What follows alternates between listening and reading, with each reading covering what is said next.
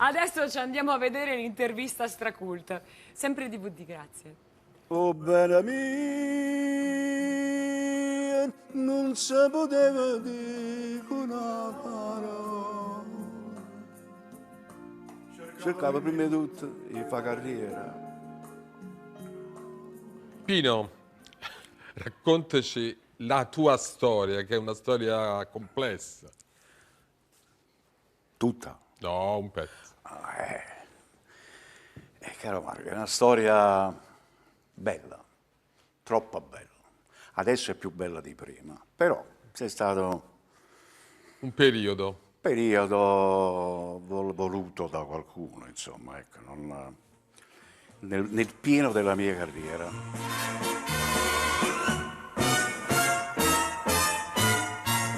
Tornavo dal Teatro Smeralda per debuttare al Verdi di Salerno e mi vedo l'aeroporto pieno zeppo, mancava solo la forestale, senza sapere nulla. Mi sequestrano. Cella, trasferimento Palermo. Arriviamo a 2 anni. 2 anni sei stato dentro. A Lucciardone. Scusate, abbiamo sbagliato persona. Pino Mauro, come ha dimostrato la sua innocenza?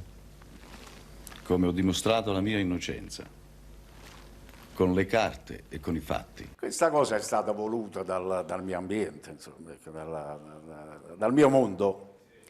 Sai, può succedere perché c'è l'invidia, c'è la rivalità. Solo tanta sta in toccare, c'era s'apparezza libertà, tu spiri, smani, lacrime, non un'eternità.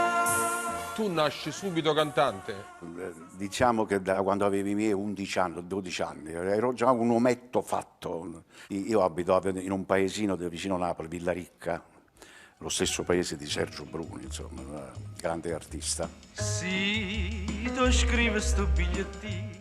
Avevo i miei 15 anni, 16 anni, partecipo alla Villa Comunale, non so se tu sei pratica di Napoli, a Lungomare, si chiamava il Teatro del Popolo e c'era stata una canzone che cantava Sergio Bruno, 2 stelle su Caruto, che io adoravo e abitavo sta cosa.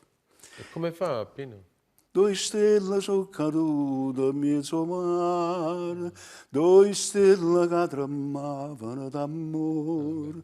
E finisco di cantare e viene un signore vicino, un certo Salvatore Arenella, era il direttore commerciale della Fonit Cetra. Faccio i primi 2,78 giri, 78.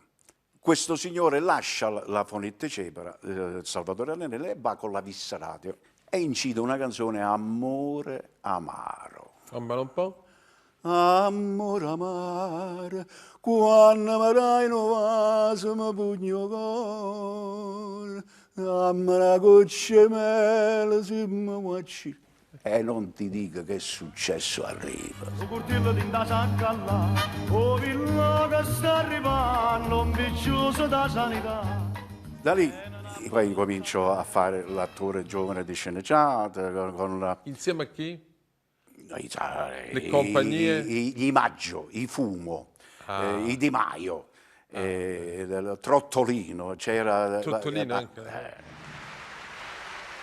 Questa sera, al terza serata, il Festival di Napoli presenterà ben 15 motivi in doppia esecuzione e non 14 come ho detto nel corso delle 2 precedenti serate. Nel 1963 primo Festival di Napoli e ne faccio 63, 64, 65, però i festival di Napoli incominciarono a cadere perché c'era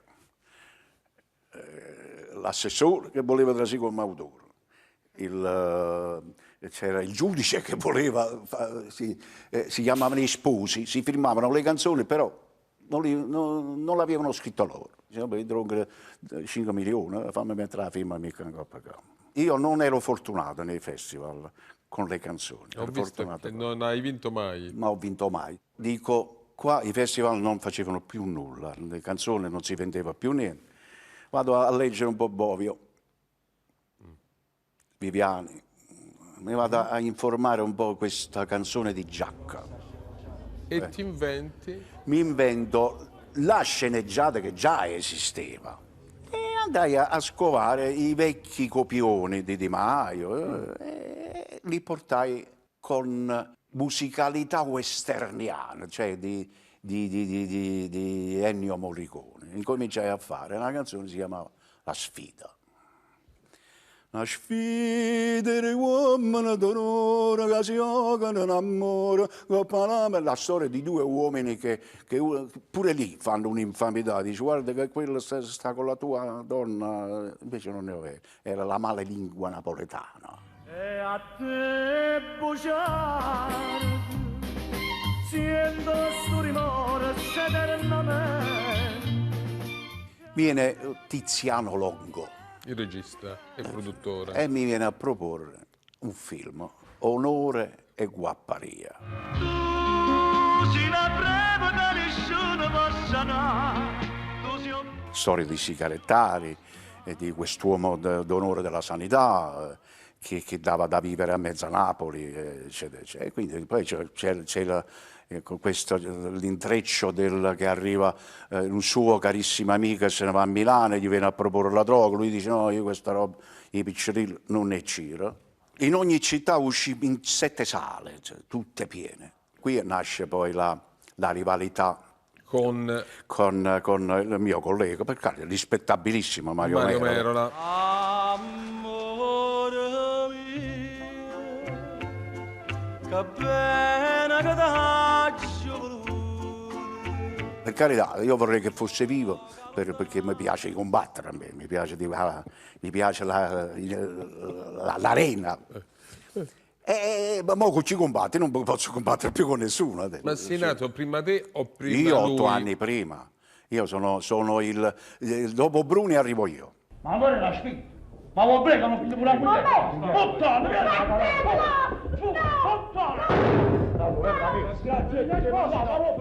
Io sono stato un po', diciamo, alla sera venivano in teatro a vedere come io recitavo, ad apprendere al Teatro 2000. Tu fai altri film? Io faccio altri film, Sì, poi fai arrivo i figli. Onore e Guapparia, poi arriva Nello Rossati, I figli non si toccano, l'hanno tradotto anche in inglese, in America, è un film molto, molto bello, dove a tutt'oggi lo ama la gente. Poi arriviamo a Mario Bianchi che mi propongono I guappi non si toccano. Cieco, muto e sordo. Sa solo uccidere. Ha cambiato 3 titoli poi questo, perché mi ha dato un po' fastidio, quel titolo io non lo volevo, perché i figli non si toccano, i guappi non so. Si chiamava I segreti del falco. Poi ancora un altro di Sfida tra uomini di conseguenza. Che titolo è, Pino? Così all'ultimo. Sfida tra uomini. Di conseguenza. E che le so. E chi l'ha- Così arriviamo ai guappi, non si toccano perché sai, i figli non si toccano, ha fatto successo. Vabbè, ma i figli sì, ma i guappi. Caro mio, io poi non è che poi posso dire, cioè, ognuno ha la sua definizione, le sue cose. E poi man mano sono arrivate tanti lestofanti, io chiamo così, tutti facevano cinema, però. Dimmi come ci fai, non ti perdere.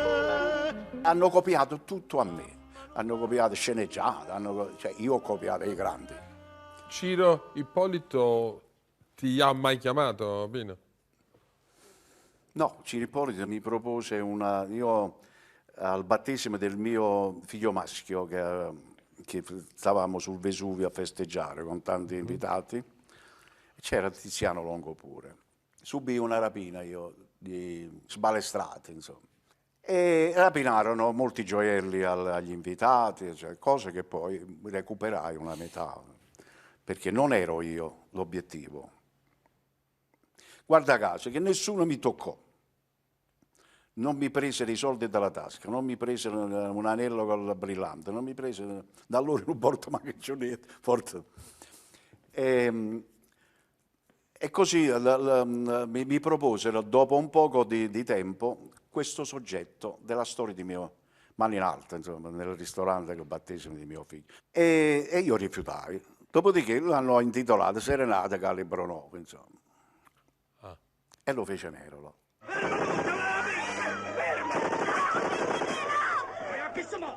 Cosa che a me dava fastidio solo il soggetto. Cioè. Quindi era una storia accaduta a te. Sì, sì. E senti, eri stato però a Domenica Inn. Domenica io ne ho fatto 7-8, ho fatto 2 con Corrado, ho fatto 4 con Baudo, 2 con Toto Cutugno e Banfi. Però perché guardi lui? So io la femmina. Tu sei la mala femmina. Sì, perché se l'ho fatta male, sono un po' grassottella, ma non fa mica da contare. Io voglio vivere 112, 112, 115 per dire ancora parecchie cose. Voglio dire, la mia esperienza musicale e vocale sono nel pieno del mio svolgimento.